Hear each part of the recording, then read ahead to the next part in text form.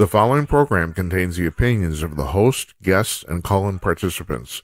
These do not necessarily represent the views of this show's distributors or sponsors.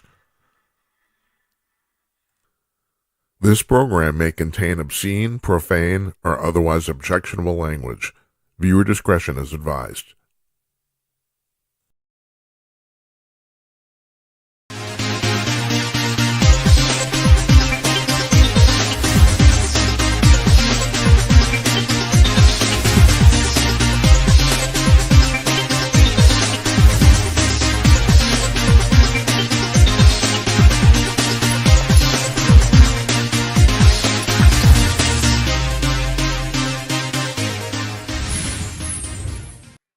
Greetings, coming to you cordless, everybody. It's the Giant Head from Minneapolis. It's Wednesday night, November 5th, 2025. I am Jim Peters. Welcome to another edition of Jim Peters at Night. This is episode number 291. Yep, we're on our way to 300. It looks like we're not going to make 300 before Thanksgiving. That's what it looks like right now. I'll tell you about that in a second. Our guest tonight is CHRIS HOAR. He's a cybersecurity expert and a telecom expert. And he's going to talk about all the crap that can go wrong with the communications in your life. And that stuff can go wrong, and it eventually will. And it's not, some of it is not your fault. Some of it is the sun. You know, the sun puts out solar flares, and someday solar flares are going to knock out all the communications on the network on the planet.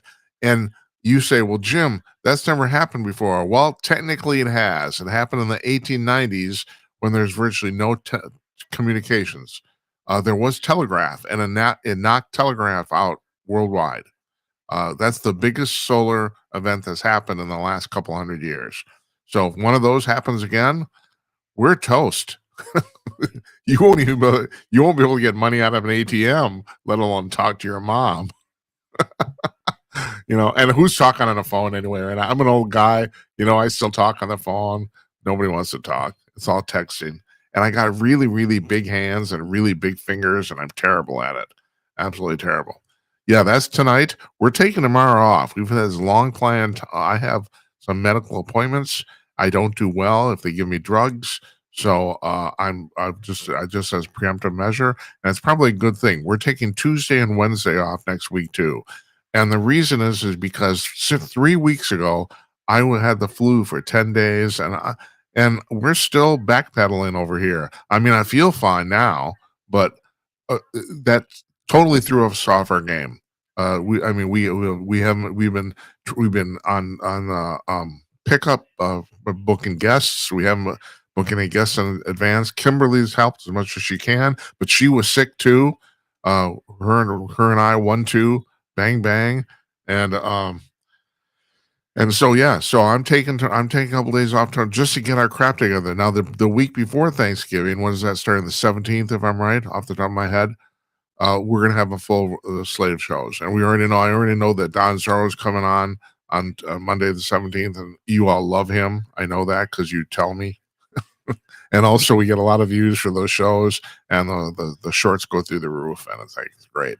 So after our interview today with CHRIS HOAR, excuse me, we got a very special JimCast, big JimCast.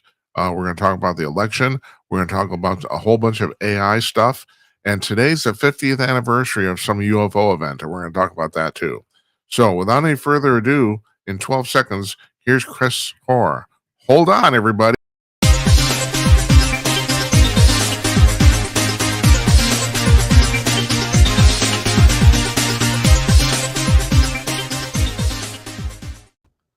Joining us from his office in Denver, Colorado, telecom and cybersecurity expert CHRIS HOAR. Chris, how you doing?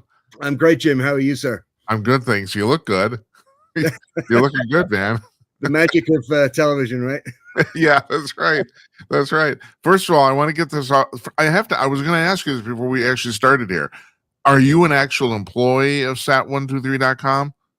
No, I'm a contractor for them. I was actually involved in setting up the original company that became Sat123 20 years ago.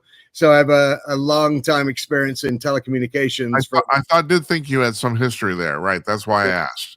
I do need to point this out, though. So you're a spokesperson for them, And on Monday, our last show, we had another spokesperson from them, Corinne Clifford, on. I just want to point out to the audience that's entirely coincidental. And also, as what I said with Corinne, Sat 123 is not paying us for your appearance here. You're on because you're wonderful and interesting. So I just want to get that out of the way. So first of all, how did you get into this crazy business? You're from England, right? Yeah, I mean, it's a very long story, but to cut it down a bit, I was involved in long distance, if you remember that, the old landline. Oh, yeah. I remember that. And then we transitioned to cellular communications. And then right around the time of Hurricane Katrina, way back when, we saw the real shortcomings in cell phones, the fact that they relied on cell towers and power. If the power goes out, the cell towers go down, you are back to having a brick in your hand that's of no use whatsoever. I remember analog cell phones, I mean, I go back that far, Yeah. Yeah, no, I mean, they were great when they came out, but still today, cell phones use the same technology. They rely on the power grid and cell phone towers. And look, only 7% of the United States is covered by cell phone service. That's on a good day when everything's working. Most of the country has no service because they only put towers where it's profitable to do so. So for the rest of the time, anyone who's an outdoorsman or hunter will know this. A satellite phone is your best option because sat phones communicate directly with satellites, and therefore the satellites span the entire globe, pole to pole. And so wherever you are, if you can see the sky, you can make a call, receive a call, or send and receive a text on a sat phone. And that's pretty much the future, isn't it? That's going to be, we're all going to be up in the air, isn't it?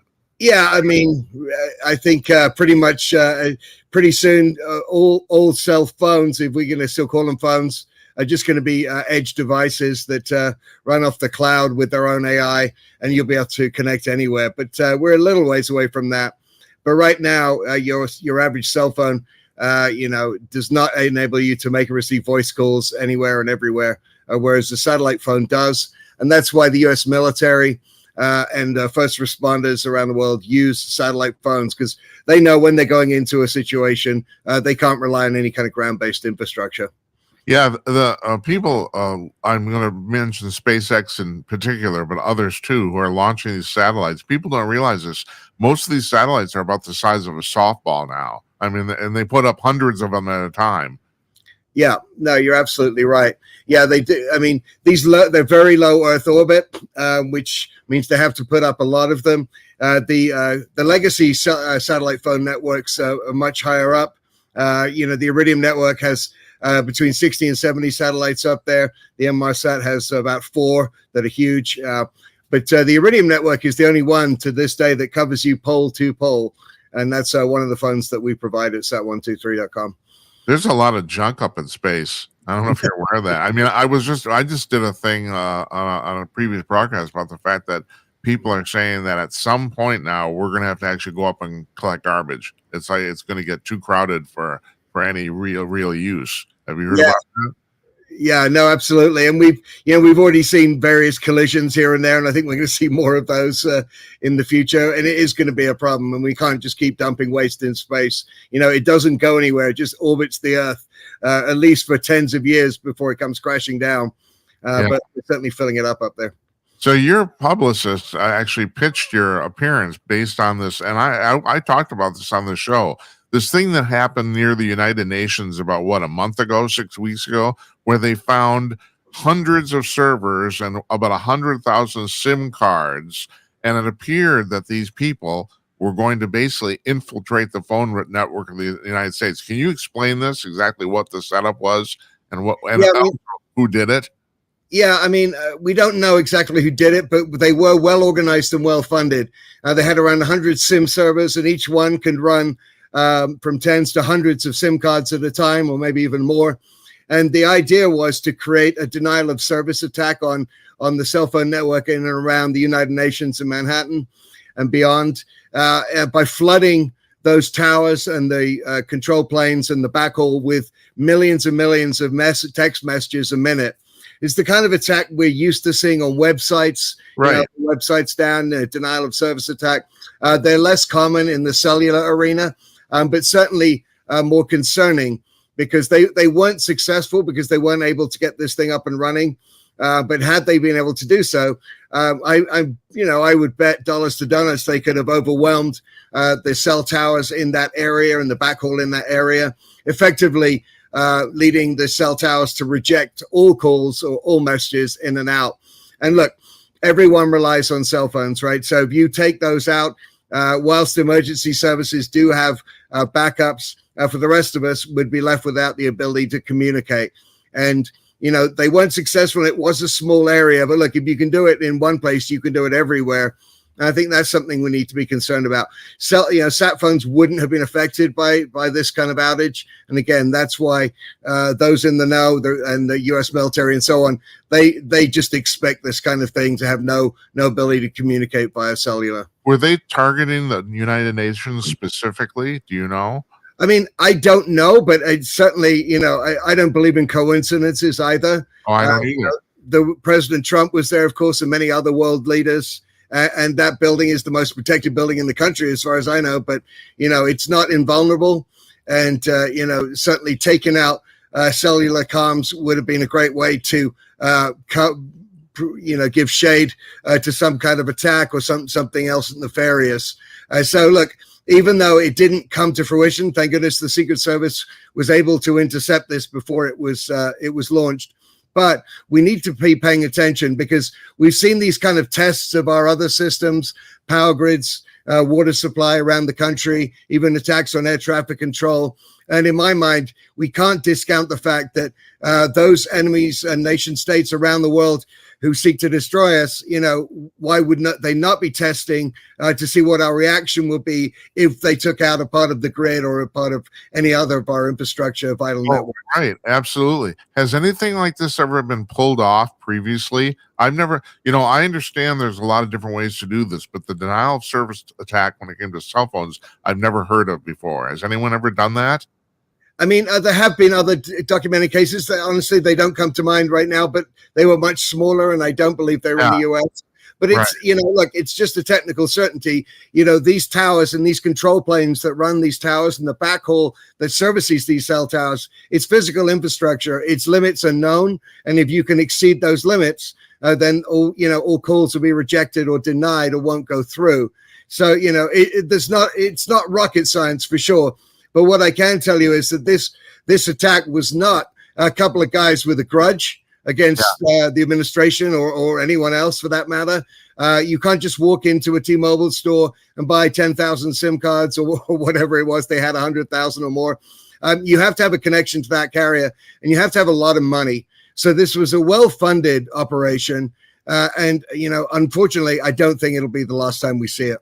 Well, I'm going to speculate here, Chris. Chinese. Yeah, look, I mean, China, North Korea, Iran, Russia. I mean, the list is long and undistinguished in my mind. But it could have been any one of those groups. It could have been, some other kind of terrorist organization.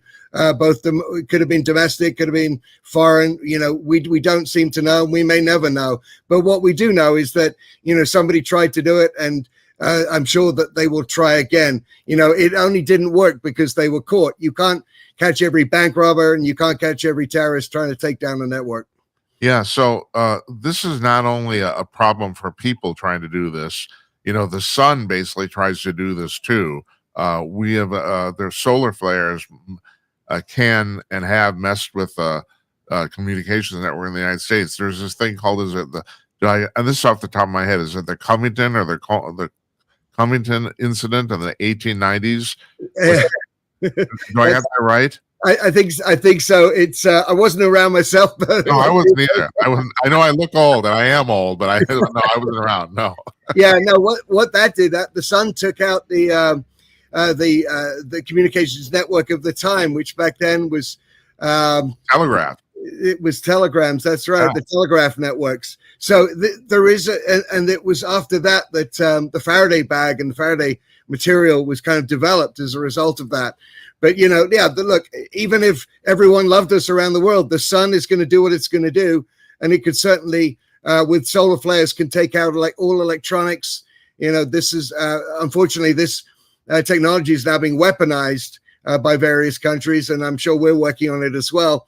Because if you can recreate a solar flare or an EMP attack or an EMF attack or what have you, you can fry all components, all electronic components in whatever device they're in.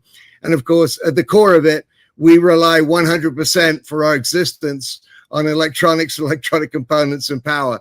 Everything else is downstream from that, whether it's servers, data centers, phones, power, you name it. Yeah, from what I understand, this thing that happened in the 1890s would happen today. It'd basically fry everything on the planet. Is that true? Yeah. I mean, back then there weren't as many circuit boards around, right? So, yeah, right. No, there's nothing. Right. Right. So, yeah, I mean, that kind of thing would be absolutely devastating, not just to us, but to everyone. So I think it's, we need to understand that whether or not it's a nation state or a terrorist organization or a natural disaster, we need to be more prepared to operate without the networks that we all rely on so much. I mean, look, we go back just 2 weeks, we saw AWS, their US East. Yeah, I was going to ask you about that. Yeah. Right. Went down. There was according to Amazon, it was a software update that affected the DNS part of the DynamoDB system. But, that's all tech speak. What it meant was that everyone using that data center saw their services go partially or fully down. And that echoed around the world. And I know that a lot of people talked about, well, I can't get onto Fortnite and I can't get into Roblox and I can't turn my lights on because Alexa doesn't work. It's like, yeah, that's all true. But more worrying than that are the fact that, look, Amazon controls 37% of the global compute and data storage market. That's one company. And look, hats off to them for getting that much market share. Yeah, really. The problem is, it's the old saying about eggs and baskets. We need to have more baskets. And I think we need to be prepared to operate if, or in my mind, when we see a prolonged kind of outage of whether it's our power grid, our data networks, or everything. I mean, look, in Spain earlier this year, we saw the entire country be taken offline for over 24 hours, everything. That meant ATMs weren't working, no financial transactions, no hospital services. So if you didn't have a generator, you're absolutely out of luck. And it was chaos, and it lasted 24 hours. That's bad enough. But imagine if that lasted for 24 weeks, where would we be? And I don't think we're ready for that, to be honest. I don't think we are at all. No, I think you see people killing themselves here in the United States. I mean, people are so addicted to social media and their cell phones. I think somebody will jump out of buildings. It's unbelievable. Yeah, I mean, I'm sure you're right. And I think beyond that, you'd see a breakdown in our supply chains. It's like, look, we're all about last minute delivery, just in time delivery for everything from gas stations to supermarkets. So, they might have 2 or 3 days supply on hand at any one time. So after that, what do? If the transportation and communications networks have ground to a halt, those stores aren't going to be resupplied. There's going to be no gas. And pretty soon you can see a breakdown in civil order. And I never thought about this, but you're absolutely right. It would affect the delivery of goods. And at that point, people are not going to have food. And you're probably only talking about 5 or 6 days in. I'm a little off topic here, but I do have to ask you about this because I was talking to someone else about the fact that, so now in California and Nevada, starting for, I think the first of the year, they have driverless semi trucks, Yeah. And people are very concerned about this because some semi killed a woman a couple of days ago. But on the flip side of that, if you remove humans from the equation, especially drunk humans, because that's half of all the fatal accidents in the United States are drunk drivers, And if you take that out, in reality, the system is probably going to be way more safe than crazy humans driving around not knowing what they're doing. Don't you? Yeah, no, look, I mean, I'm sure you're absolutely right. Human error causes a lot of problems. But again, it pushes us, one step closer to being 100% reliant on computers and data centers and data in the internet, right? And so what do we do when that goes away? Again, even if it's just for a day, as we saw in Spain, absolute chaos. Imagine a week, imagine a month, imagine longer. And the longer, an outage like this goes on, the more difficult it is to restart it. And it becomes a point fairly quickly where you just can't restart anything. It's not like we can just turn things back on after 6 months or a year. It doesn't work like that. Yeah. So I think my recommendation to any business or any government organization will be to consider this and to start planning for it, because it is not a possibility. It is a probability, and that could happen at any time. And I think, look, if one data region can go down with Amazon and it takes out half or affects half the websites and data, services on the planet, imagine what would happen if it was blown up. I do think we have to point out to the audience, first of all, I don't know, most people probably heard about, other than commercials, about Amazon Web Services for the first time when this happened. And I'm an IT person, so I understand what's going on here. I mean, the reason companies use them, and I've used them plenty of times, is that they're really reliable. Matter of fact, I think this might be the first time they ever went offline ever. I mean, I'm not sure about that, but I think so.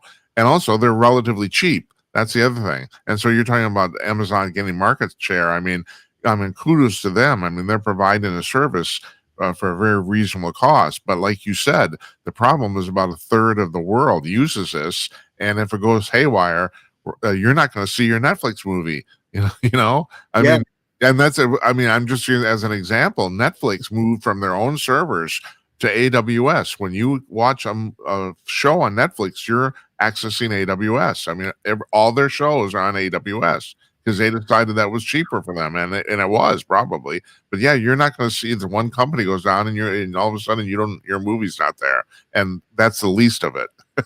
Yeah, that's the very least of it. I mean, Amazon has something called GovCloud, which hosts and does cloud compute, I believe, for over 100 essential the main government departments for the United States. So, we are very much reliant upon them. And again, I'm not talking trash about Amazon. They do a great job, but every tech company is subject to failure. Like every company can have failures and outages. And the problem is in not having a backup, not having redundancy that can switch on immediately and seamlessly. We've got air traffic control. It's like we can't afford for air traffic control just to go haywire, not even for a minute. How many planes will come down? It's like, but it's from there to the Defense Department, to the financial markets and so on. So I think we've got to do a better job at planning for what I see as the inevitable. So, Chris, are humans just lazy? I mean, none of this stuff, especially when it first starts, we're basically just into this. I mean, I don't think, I'm almost positive that AWS wasn't even around 20 years ago. So you build a system and it works, and no one thinks about the redundancy in the middle, mostly because they're getting it up and running, and it's just like, well, first of all, and also humans we're kind of lazy, aren't we? I mean, it's like we're not gonna, all this stuff needs to be bolted on after the fact, and then never is. It's like the garbage in space. People know it's going to happen, but it's just like accumulates and finally somebody has to do something about it. And I don't know who's going to do something about this. Is it the government's problem? Well, I mean, it's all of our problems, right? I mean, I certainly believe the government should take a leadership role in this, because when it comes to national security, we have plenty of ship. I think we have more fighter aircraft than anyone else in the world, and more bombers and more nuclear bombs or whatever. But that's great. That's one thing. But the reality is like we're not being invaded every day, but we're being attacked through cyberspace every minute of every day, around the clock. It never ends, and those attacks will not go down. And right now, in the middle of a government shutdown, we have a lot of our workers at the CISA, which is the front line of defense for cyberspace for the U.S. government and for our country, and we've got a bunch of those guys are furloughed, right? So we've seen a big uptick in scanning and attacks since then. Of course, we have our enemies are paying attention, so it's a problem for all of us. But at the end of the day, we have to be self-reliant as much as possible. At sat123.com, we provide satellite phones, satellite internet units that work from anywhere, no matter what's going on the ground.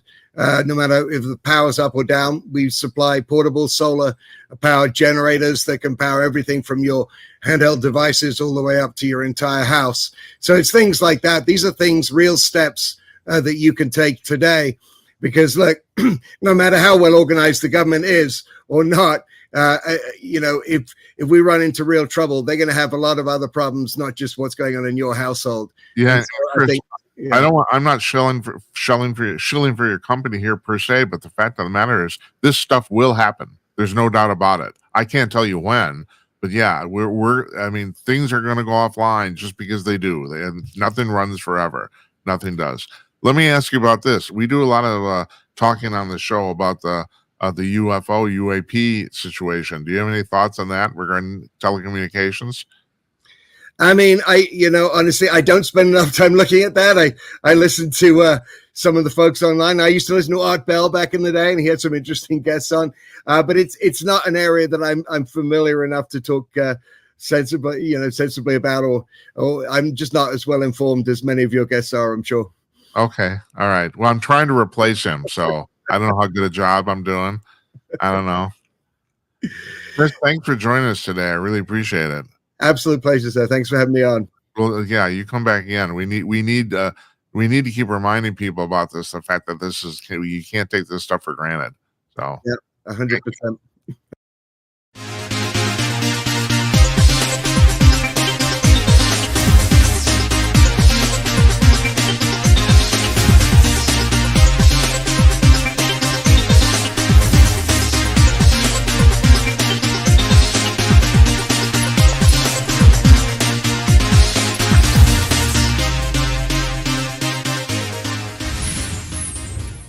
Our thanks to CHRIS HOAR for joining us there. Fascinating stuff. And we got more on the tech world here coming up just a second. If you've never watched our show before, this is called the JimCast Part 2. This is the JimCast for Wednesday, November 5th. So what's happened in the world today? And I don't like to talk about the stuff that everyone else is talking about. I just don't. Hold on a second here. I should have done this before we started because I don't know what I'm doing. So what else is new, huh? But I do want to talk about the election a little bit because this kind of got lost in the whole thing. And the reason is because we've talked about this. And if you watch Fox News, they touched on this a little bit. But we here in Minneapolis, which is easily, along with New York and San Francisco, one of the most liberal cities in America. Of course, Mamdani won in New York, and all the governorships and all the other races on the East Coast all went Democratic. And everyone said, well, it was a sweep. Well, actually, it wasn't, because Omar Fateh, who was the Democratic Socialist candidate here from mayor of Minneapolis, he lost. And through a highly concerted effort of the mainstream Democratic Party here, they pushed him out. Basically, well, here's the deal. The guy's just a scumbag. I mean, first of all, I'm not making this up. This is not speculation on our part. This is verified. So he won the election for the endorsement of the Democratic Party at the last Democratic convention here in the state. And it turns out that they cheated that election. His crew cheated the election. And so then they pulled the endorsement. Of course they did, but that's a great way to start out your campaign for mayor, isn't it? You cheated an election. You got caught. It's just, and not only that, this guy was not featured in his commercials because, well, he comes off like an idiot. He did not talk in his commercials that I saw. He was on the screen. But he wasn't. Other people talked for him. He's a moron. That's why. And yeah, he lost, and that kind of got lost in all the national stuff. And the thing about New York is, well, first of all, it's the single most liberal city in America. It just is. I mean, in Manhattan, 92% of the registered voters are Democrats. So you got that, and here in Minneapolis, I was really found. Now I went to vote because I went to vote early because I didn't want this guy to win. I didn't. So we have ranked choice voting here too. So I really had to figure out how to vote to make certain he didn't show up at all. And apparently I was not the only person to do this because Jacob Fry, the incumbent, the current mayor, and he's a Democrat too. And that's the point I'm going to get here in just a second. He won on the second go around. In other words, if you don't make 50% on the first go around, then they eliminate the bottom candidate and they do it again. So he won on the second try, basically. And I guess by about 10 points. But I was shocked to see I went into the voting booth. There were 13 people who ran for mayor of Minneapolis. Not a single Republican. No, no, not one. No, and their affiliations are listed on the ballot, and no Republicans. We haven't had in Minneapolis here. We haven't had uh, a a Republican mayor in 50 years. We haven't had uh, a single Republican alderman, councilman in 20 years, and we haven't had two at the same time in 60 years. So no, this is a very, very Democratic place too. So you're thinking, Jim, God, you're cheering for the Democrats. No, I'm cheering for somebody who's sane. Now I have to admit, I'm not totally on board with all of Fry's policies, but he's a reasonable individual, and he's learned. This is going to be his third term. He's learned in the job. He has. I got to give him credit for that. So I mean, he was easily the most palatable person here. No, not even close. So anyway, that's what happened here. But the New York, the national press didn't pick up on that. I don't blame them, because I mean we're only the 16th biggest city in America. So all the actions on the East Coast, and in some ways, as New York goes, so goes the nation. But I don't think that's going to actually happen here because New York is so democratic, and also there's so many young people working there. I don't know if you saw this, that Mamdani got 79% of the vote of people under 30, and they turned out, man. And also, it bears repeating, about that 50% plus one rule I was talking about. Mamdani won on the first try, just barely, but he did. They didn't have to do another round. So, yeah. Anyway, I'd like to say good for him, but uh, I don't know if he's going to screw the city up as much as people think, because I don't know if he's going to be able to. I have the feeling he has no executable talent at all. I don't think he knows how to get anything done. I mean, he has run a pretty good campaign. Everyone has given him props for that, and that's true. But as mayor, I don't know. I just think he'll just be a bumbling idiot. So I don't know if it's going to be as bad as people think it is. But so one of the things that was brought up here, and this was in Fox News last night before the election was called. Uh, Liz Peek is a former stockbroker on Wall Street, and she writes now for Fox News, and I think The Hill, or is it Politico, or one of those things. Anyway, she wrote a column on the FoxNews.com about the fact that, and she's got a real good point here, that if AI causes massive unemployment, it's going to push more and more people into the socialist camp. Now, I don't have to tell you, I'm fervently anti-socialist because, well, Trump said 1,000 years, but I'll say at least 120. We have had 120 years of many, many experiments of people trying this, and it's never worked once. And the reason it doesn't work is because it's intrinsically flawed. And by the way, if you were going to call Karl Marx a philosopher, go shoot yourself. This guy's just an idiot. I mean, it's really, seriously, you read his stuff. I mean, he is a moron. He really is. And he never deserved any of the attention he got. And he really basically copied other people's ideas. But for whatever reason, he's the guy that everyone reports to Marxist. That's him. And so, the fact that if you think socialism will work, no, you're just wrong. I don't know what to tell you. It will not work. And I even friends who say this. No, it's never been done right. No, it won't work. It just won't. It completely kills incentive. And the only reason, and the thing is, capitalism is extremely flawed. I mean, it is. You have your monopoly problem, antitrust, all sorts of conceptual issues, but it's the only single economic system that actually creates money. That's the thing. No other one does, and that's the reason. Eventually, very famous quote from Margaret Thatcher. Sooner or later, you run out of other people's money, and that's what happens. It's exactly what happens every single time. So, uh, you're not going to get me on this train. But the thing is, but Liz Peek is right. If we have massive unemployment caused by AI, which I do predict is going to happen in the short term anyway, maybe in the next 20 years, I think we're going to have real I hate to say this, folks, and of course, I'm not talking about you, dear viewer, who's watching the show. Most people can't do anything. I don't know if you've noticed this in the market, in the free market. Most people have no skills. They don't. They either don't want to acquire them. They don't have the talent or brains to do something. I mean, you can get trained to be a plumber, and in America, you can make pretty good money. There's that old joke, my son, the plumber who drives a Buick. I mean, especially now.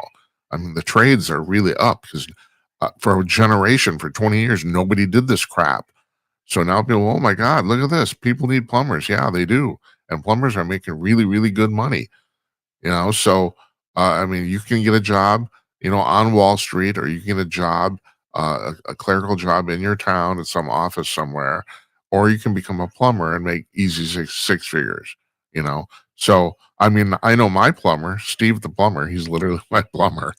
That's his name, and I don't know his last name. Actually, I think I do, but we call him Steve the plumber, and he's busy as hell. I mean, I could barely book an appointment with this guy.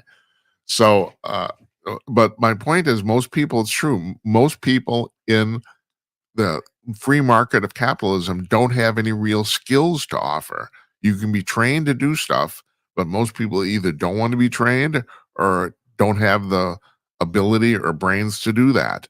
So it's like I have my friend Murray Sabrin on this program regularly. Very famous economist. There's a school named after him in New York, New Jersey. And he's always talking about like getting rid of Social Security and that it should be privatized. But there's a problem with that, and that is there's a large number of people who are too stupid to run that program. They will not figure it out, and those are the very people you want Social Security for. They're the people who need the safety net. And I know that economists don't want to take that into consideration, but you have to. You have a large segment of the population who really doesn't have the smarts, especially at their older age when Social Security kicks in, doesn't have the smarts to navigate anything like that. I mean, I don't have to tell you if you have any relatives over the age of 60, most of them can't run their phone. So I mean, and I'm see my problem, if you want to call it that, is not only can I run my phone, I set up the broadcasting system, I've set up servers for companies.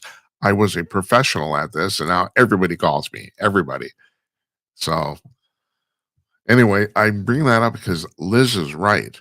Now I want to talk one more thing about the socialism thing, which I brought up in the past too, and that is, and now it sounds like I'm contradicting myself, but I'm not. Give me a second here. In 200 to 300 years, not only will socialism possibly be viable, it will probably be what will happen. I think that eventually humanity will slide into socialism, but there's a huge thing here, and that is scarcity. Capitalism is built on the fact that there's a relative scarcity of all goods, and there are. And the socialists of the 21st century right now, they want to pretend that doesn't exist, and they can't. That's the reason socialism work right now. But if you ever watch Star Trek, like Star Trek Next Generation, where Captain Picard orders his Earl Grey tea out of that machine, which they call a replicator, that thing is going to exist. Yeah, I figure 100 to 300 years from now, we will have those things because basically it's an atomic 3D printer.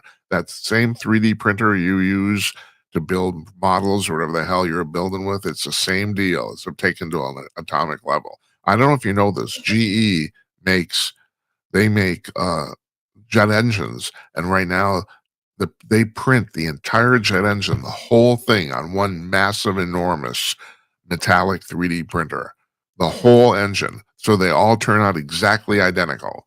They still test them. I don't know what I'm curious to know now what their failure rate is if they're all identical. I'm sure some of them do fail for whatever reason. I mean, seriously, these things are so complicated. Who knows? Who knows how the hell the internet even works? I know how it works. I still don't believe it. Really? We're going to send packets and then reassemble them at the other end? We're going to do that at the speed of light? We're going to do that, huh? Yep, we're doing it. We're doing it right this very second. You're watching this. It's happening. So, yeah. So anyway, that machine, it's basically going to replace a microwave oven. You'll have a small one in your house that you can make food stuff, food, and anything you need, light bulbs, all that sort of shit. And if you need like a car, you'll go down to the Civic Center where they have a giant, massive one, and you may have to put in an order and to wait in line, and they'll print you a car, whatever the hell it is, your flying car. I don't know. I don't know what's going to happen 200-300 years from now. Anyway, that will eliminate scarcity. There will be no scarcity on the planet, or at least in those places, right?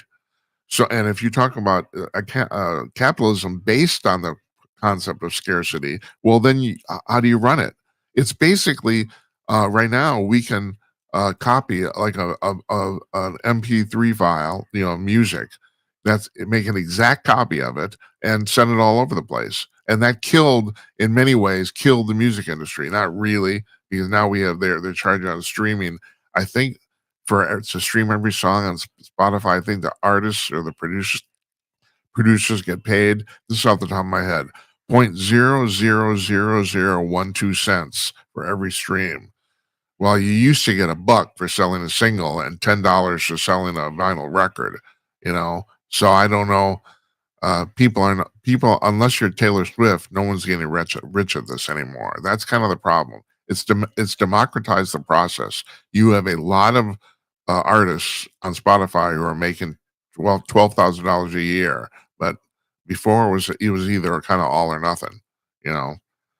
But at any rate, that machine will end up changing life as we know it and will change commerce. And I don't know what's going to happen after that, because then the thing is, okay, let's say you have a Monet. I used this example last week. Let's say you have a Monet, right? Like a painting by Monet, water lilies, one of the water lilies. Right now it's worth, I think, like roughly $100 million. Well, the person who has the original, it's still going to be worth a shitload of money, even though you can make perfect copies of it. I mean, you can right now. I mean, they make prints of this stuff. The prints go for like $5, but the original is $100 million. And also, I have to point this out. I've seen the originals of the water lilies. They're stunning. You look at those posters and you think, oh, that's really nice. And then you get in the room with the actual paintings. Oh my God, it's mind blowing. I'm serious. I can't tell you. It was like somebody threw a brick at my head. I saw that a lot. Los Angeles County Museum of Art in the 1980s. They collected them and put on an exhibit. I was just stunned how beautiful they were. And it isn't just they're beautiful. I mean, people talk about this. It's like they're lit from the back, and they're just regular, ordinary 2D paintings with oil painting. It's unbelievable what they look like. I mean, the guy was just brilliant. So, but the thing is, okay, so the prints are nice, but let's say you can make an identical copy of the actual painting. Well, at some point the original is still going to be worth something.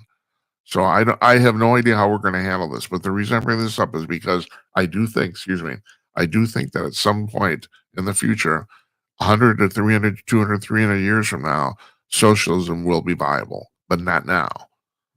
So I'm just bringing that up. And I think Liz Peek is right. I think we are in for maybe 20 years of kind of the economy's in a really weird place right now anyway.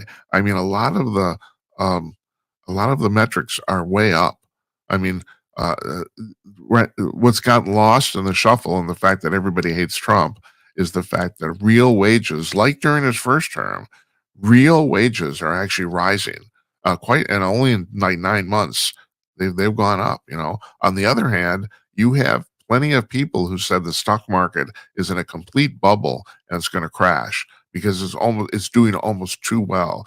And I've talked with my economist friends like Murray Saber and other people about this too.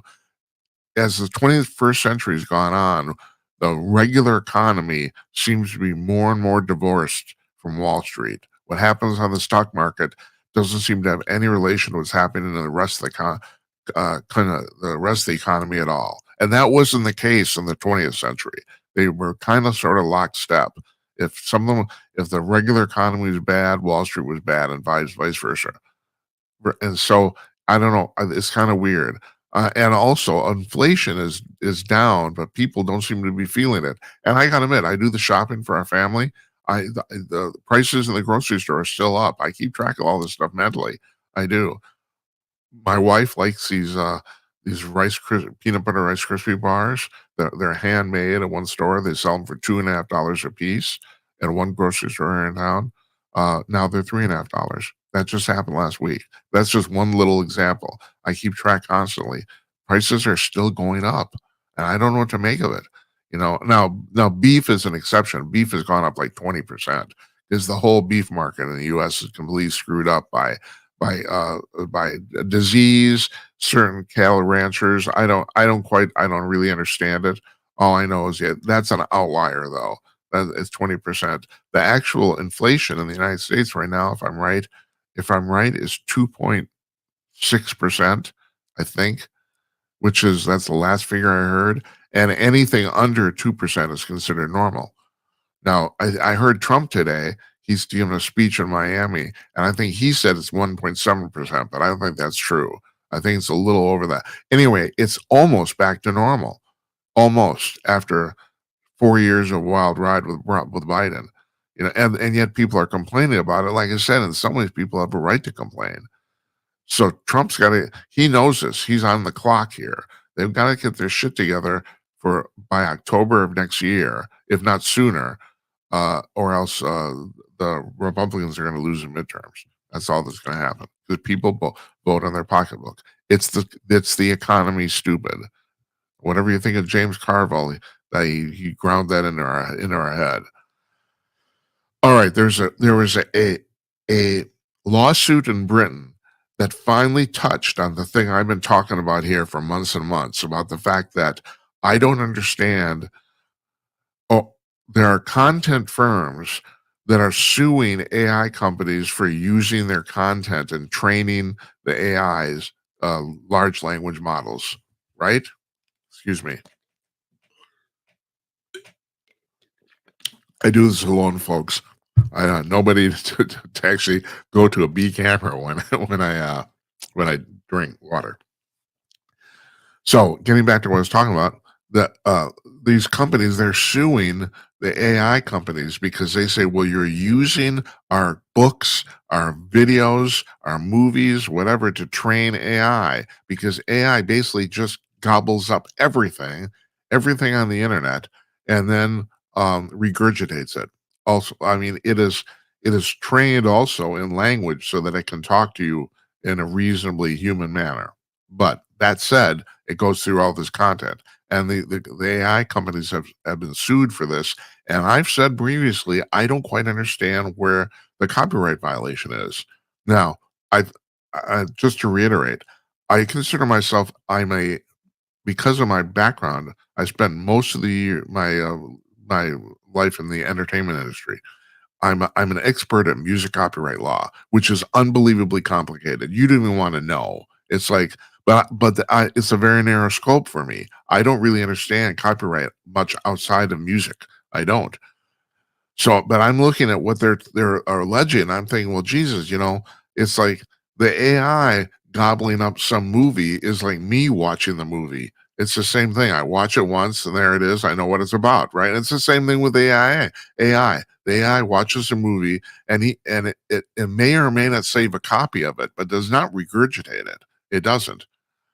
And so I've been wondering. I said on a broadcast, I think maybe a couple of weeks ago, I said I'm waiting for a test case where somebody gets sued. Well, it didn't happen in the United States, but in Britain this happened. The Getty Images company was sued an AI company. I can't remember. Let me see if I didn't have the name here. I don't think I did. I did not write the name down of the company about getting trained over its copyright material, and the court sided with the defense. The court basically cited what I've been saying, and that is although the AI will watch them, or in this case it was images, will look at the images, it does not regurgitate them. So I mean, because that is what copyright is the idea is that you can't copy what someone else has put out, or technically you can't copy it and resell it. That's actually what the real thing is.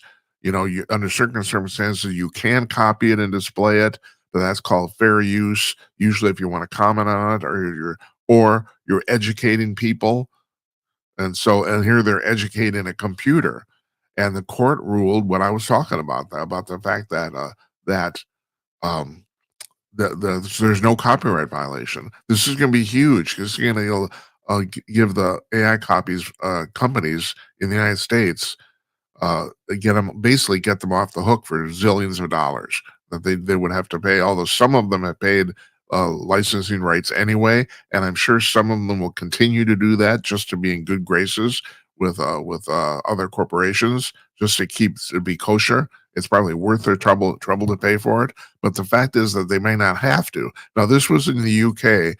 It's assumed this case is going to come to the United States in some form, but the UK court has ruled, and although I don't think there's international precedent in the US law, they use the logic that I was talking about. I'm guessing the same thing will happen here. It's going to be really interesting how that works. And speaking of AI, so the Coca-Cola company has put out a commercial every year for Christmas, and they've been doing this for since 1940 or something like that.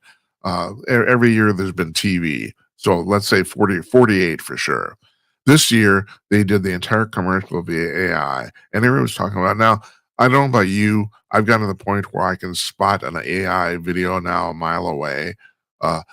Well, I shouldn't. The bad ones. I have seen some AI videos that I know are AI videos that I watched them like 2 or 3 times, and I couldn't tell. I couldn't tell that they were made by computer. So there's the good one. Those are the good ones, and they're just coming out. But I'm actually going to play this for you. This is a commercial, and I'm not here shilling for Coke. I'm not. I just want you to see this. It's about a minute long. This is a commercial for Coca-Cola that was done entirely by AI. Here we go.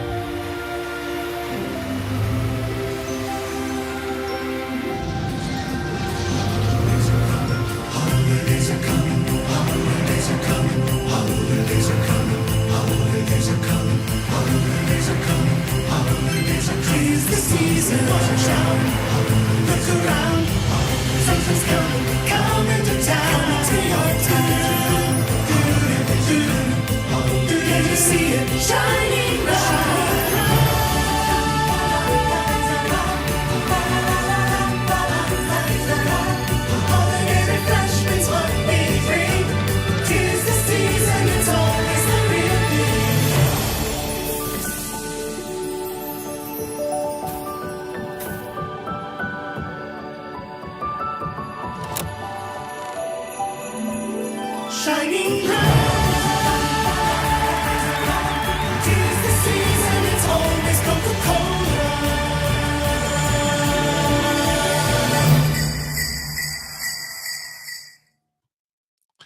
Now, I don't know if the music was done via AI. I kind of assume it was too. I don't know, but the video was, right? And people are complaining about this, and I'm thinking, no, this is the very thing that AI is good at. Okay, it doesn't look real. It's not supposed to be real. They used to do this animation, for drawing animation, and then they say, well, Santa Claus doesn't look real. Hey, I got a little thing for you here. Santa Claus isn't real. Santa Claus can't look real because Santa Claus isn't real. Nothing in this commercial was actually supposed to be real, other than maybe the trucks. So what the hell? Why are you bitching? Because yeah, but did that take away a bunch of people? Actually, that was the reason it was made the news, is because they used AI. Coca-Cola said they used way less people to make this commercial than they have in previous years. Now, I don't know how many people that was. It might have been like 2. And I've talked about this before, and Tim Conway's come on. He's a film director, a former editor of Hustler magazine, about the fact that I predict that within the next 2 years, and by 2030 for sure, that we will have our first feature film completely created by one single person sitting at a keyboard. That's going to happen. It will basically be our version of the talkies in the 1930s. the talkies. And people forget this. There were silent movies, at which no one watches anymore. I compare silent movies and piano recitals or something that have completely gone by the wayside. Nobody pays any attention to this. I think on Turner Classic Movies, they run one silent movie, I think every Sunday night or something like that, just to do it. Well, the amazing thing is, and I've been studying up on this because it fascinates me the last couple of years, there was a shitload of money in silent movies, in some ways more than there were in talkies. These people, the people who were making movies in Hollywood in the 1920s, the first talking movie was, well, everyone kind of knows, was the jazz singer in 1927. And actually, that's not really true because there were only portions of that movie that had sound. The first actual completely sound movie was a movie called Lights of New York from 1929, and it's basically a B picture. It was not supposed to be the first completely talking movie. It's a long story. I won't bore you how that happened, but yeah. So that was within you had in 27 you had the jazz singer, in 29 you had Lights of New York, and basically that was it. In 2 years, silent movies completely went away.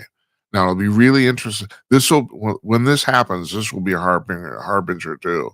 It'll be really interesting. Because no, I'm sure movies with real actors are not going to go away anytime soon, but you will probably see way, way less people involved in making motion pictures. And yeah, those single author movies, that's going to be a big thing. That is, it'll be basically like people writing novels. Because not only the one thing that AI is really, really bad at is, believe it or not, is writing screenplays, plots. You'd think that would be an obvious thing. No, it isn't, because AI can't write dialogue at all, it turns out. And nor can it write lyrics to songs. It can write music, great. The lyrics, oh, terrible, awful. Anyway, I found the fact that people were bitching about that commercial kind of interesting because, oh, seriously, really? Nothing there is real. It's all animated animals and Santa Claus. Okay, fine. Is that you? That's the the pile you want to die on. Sure, you go right ahead. That's right. Oh my God.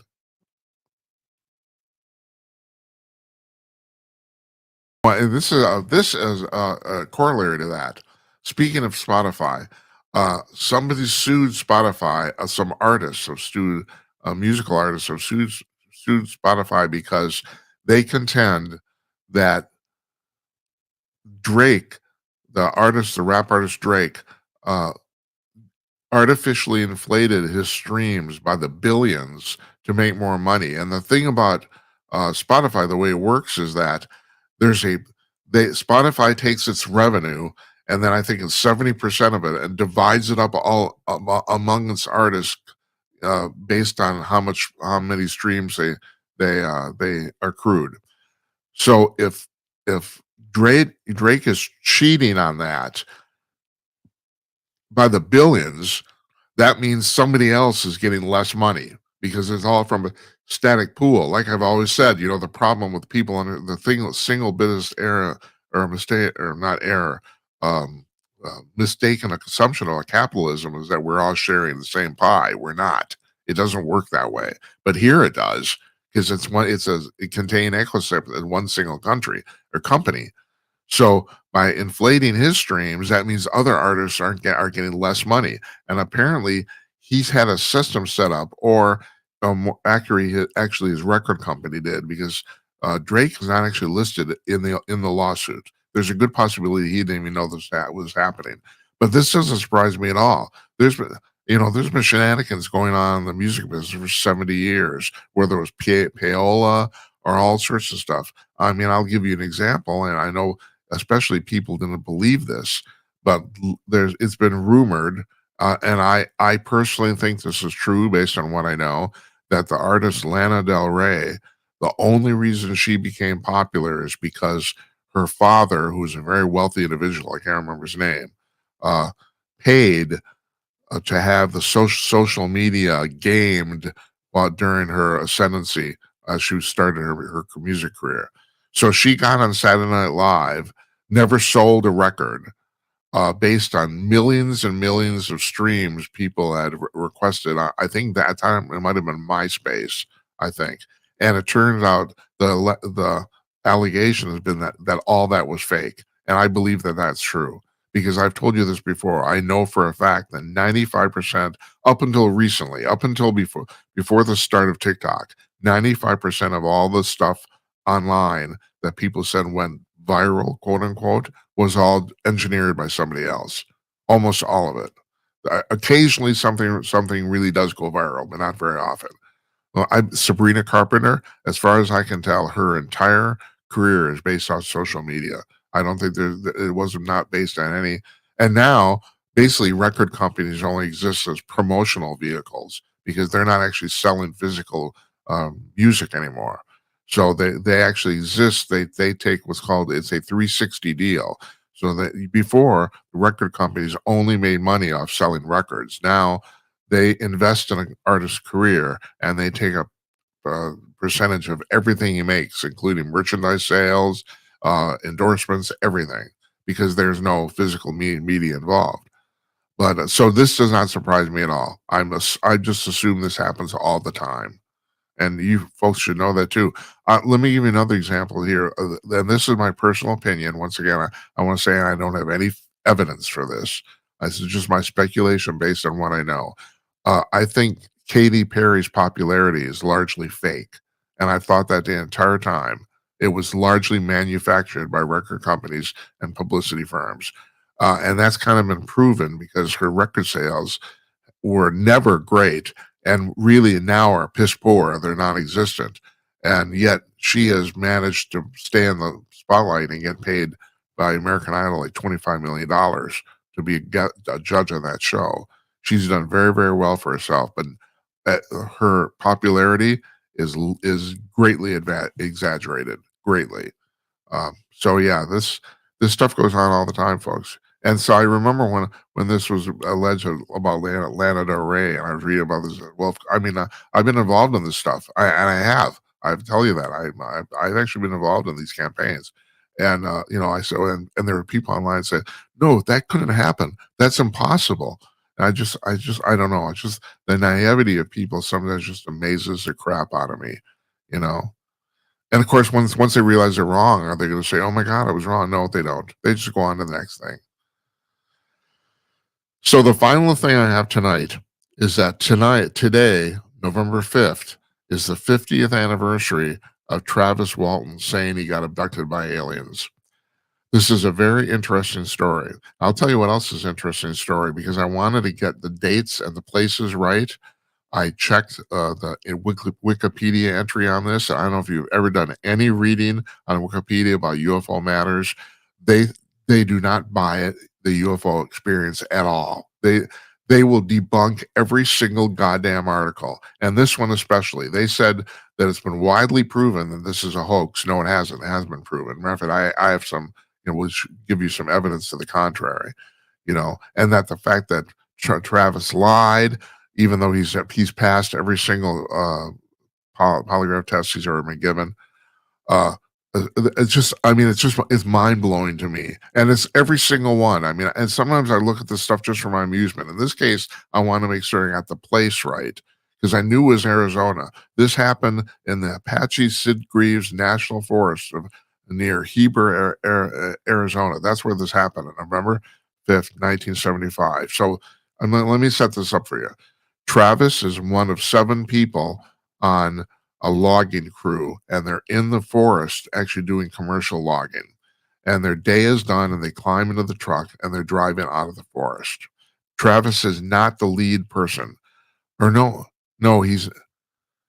No, all right. I think he was the contractor, but he wasn't the foreman, if I'm right, if I got that right. Anyway, they're in the truck. They're driving away, 7 people, right? And they see, as they're driving out of the forest, they see this giant circular flying saucer, and it's not really landed, but it's about 30 feet off the forest floor. It's just sitting there, and they're all stupefied. So they actually drive up to it, and Travis, being the big shit that he is, gets out of the truck to walk toward it. He wants to get a really good look, and he walks basically underneath it. And according to the guys, he gets hit by some beam of light, and he's thrown to the ground, and they all completely panic and drive away. And 15 minutes goes by, and they say, "Oh my God," or I suppose 7 or 8 minutes because they had to turn around and go back. "We just left our friend there. We should go back and get him." And so they do. They turn around and go back and get him, and neither the saucer nor Travis are there. Okay, so there's that. So now Travis has disappeared. They go into town. They file a police report. The police instantly think that these 6 guys actually murdered Travis Walton. They came up with this ridiculous story. So they're given polygraph tests. Every one of them passed except for one, which had a result of inconclusive. Now, that's been true over the last 50 years. Every single one of these 7 guys has passed every single test except that one single one where it came out neutral, basically. That's it. Every single one of them. They've been given numerous tests numerous times. There was a television show, and it might have been in Australia, where they gave Travis a polygraph test on the show, on camera, and they said he failed, and he didn't. They lied. So there's that. Okay, there's that. So now Travis says he wakes up inside this giant sterile room with these guys, these gray aliens doing medical tests on him, and he completely freaks out and manages to actually run out of the room. And he says he runs to another part of the ship where he's in the dome top part because he can see the sky, and he's manipulating controls that manipulate the view. And then he says that 2 or 3. I'm doing this entirely off the top of my head. He says that 2 or 3 humans come into the room. He said very attractive, tall, blonde individuals, about 6 feet tall, and they're wondering, are you okay? And he said, "Yeah, I want to get out of here." Anyway, and they somehow basically anesthetizes him. He passes out, and the next thing he knows, he's on the side of a road about 5 miles away from the location where he supposedly got picked up. And it's 5 days later.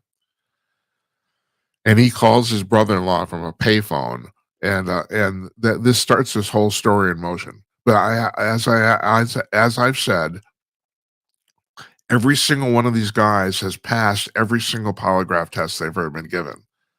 And also, so there's 6 witnesses, and all 6 of them are stuck to the story. In, I think it was 2012, one of them decided he was tired of this and decided to recant, but he retracted his recanting. He said he talked to Travis, and he said, no, this really did happen. And the other thing is, and you talk about the Wikipedia, the 2 primary debunkers Wikipedia lists in this story are guys named Philip Klass and Michael Shermer.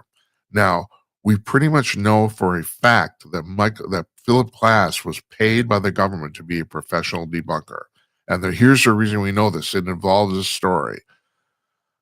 About 5-7 years after all this incident took place, and I think the guy's name is Nick Pierce. He lives in the woods in Arizona. He's literally living in the middle of nowhere. He said that one day, out of nowhere, unannounced, Philip Klass shows up at his front door. Now he's in the middle of nowhere. In other words, you have to make a considerable attempt to get to his house. You got to get on a plane, then you got to get on a car. You got to find this place. He lives in the middle of nowhere, in the forest. So Philip Klass, this guy from Washington, D.C., is literally standing at his front door. And he opens the door, and him and Klass talk. And he said Klass offered him $50,000. This is, I think, in 1978. 3 years after the incident, offered him $50,000 to change his story. Now, in the 1970s, that would be worth about $250,000 now. And we know for a fact that Philip Klass, as a reporter, didn't have that sort of money. So where did he get it? Who's actually offering the money? Oh, I'll tell you. I'm guessing, but I'll speculate. This whole show is based on speculation. The U.S. government. The U.S. government is telling them that because they don't want the story to get out. Okay, So this guy said that, and I thought the same thing about Michael Shermer. Michael Shermer has been the debunker for pretty much any UFO story that's come out in the last 20, 25 years. Class died about, I think, 20 years ago, maybe. I can't remember. But he had retired before then anyway. But Shermer now seems to be the paid two. I have no proof. Once again, this is my opinion. I have no proof of this at all. But I think the federal government pays Shermer to debunk UFO stories. I believe that. I think there's other people they're paying now too. They pay these people to say, no, this didn't happen. And it's getting more and more ridiculous because more and more of these stories are backed up by more and more physical and witness testimony. It's ridiculous. It's absolutely ridiculous. I believe Travis Walton. I think, or something like that happened to him. And the real amazing thing is, even Class, who says it was a hoax, he says he doesn't know how. He says the guys really did see something that looked like a flying saucer, and he says he doesn't know how that was faked. He thinks Travis and the guys faked, or a couple of the guys faked this to get out of the job. That's what he thinks. That's the story they're going with. But even he thinks that they actually did see something. I just, and yeah, how do you fake a flying saucer, especially in 1975? How do you do that? I mean, we have a hard time now. 50 years ago when we didn't know shit and there were no computers. This has been my big beef about the whole TR3B thing about these flying triangles. And I think I've told you, if you watch the show, I've seen one. I saw one of those flying triangles. It was, and I was telling this to Jazz Shaw, his last appearance on the show before he passed away. It was 8 weeks before he passed away. And I said, the really weird thing, Jazz, and Jazz knew I'd seen this. I don't know how we started talking about this. He said, but when I told him that time, I said, the really weird thing is I'm looking at this thing. I stopped my car and got out, and it flew right over my head, about 500 feet off the ground. It was massive. It was huge. And I said, the really weird thing is, Jazz, I'm looking at this thing, and the first thing is just my intuitive gut says that's one of ours. I did not actually think that was an extraterrestrial spacecraft. I thought that was American, and I don't know why I thought that. I have no idea, none. But my problem with this is supposedly we've been flying those black triangles since 1981. We didn't have any computer power in 1981. You couldn't compute worth shit. I mean, the cell phone you have in your pocket is way more powerful than all of the Defense Department computers from 1981 put together combined. I'm not kidding. That's how incredible your phone is, and that's how prehistoric and primitive our computing was in 1981. And you wouldn't need a good computer to run those spacecraft because they're running off of anti-gravity, and you need to balance the anti-gravity. I won't go into the technical part of it. Anyway, for that reason, I've never really believed that this is true. I do not think, even though I hear more and more people talking about the fact that this stuff has happened. So I don't know. But my thing is, I don't think we had the computing power in 1971 or 1981 to do something like that. But you're gonna create the image of a flying saucer. Yeah, you tell me all about that. Yeah, I'm gonna go see Debbie Does Dallas at the local porn film flick place, and you tell me which one of us comes out better. That's what I think. I want to thank Chris Hoare again for coming on tonight. Now, we're not doing a show tomorrow. We had a long plan taking the tomorrow night off. We're going to be back on Monday. Do I know who's going to be on? No, I don't. I have to tell you, that I was sick 3 weeks ago for 10 days, and it's really, really messed me and this show up. We've been behind ever since. I know, and next week I'm taking 2 days off, Wednesday and Thursday, mostly to make up for this. So I gotta get the horse back into a gallop. I mean, this is not good. So at any rate, but thanks again to Chris Hoare. Really appreciate it. I appreciate you watching. So it's Wednesday night tonight. We're taking tomorrow night off. Thursday night, we'll be back on Monday. And you folks, you have a really nice long weekend. Good night, Uncle Donnie, wherever you are. And good night to you, wherever you may be. I'll see you on Monday, everybody. You take care.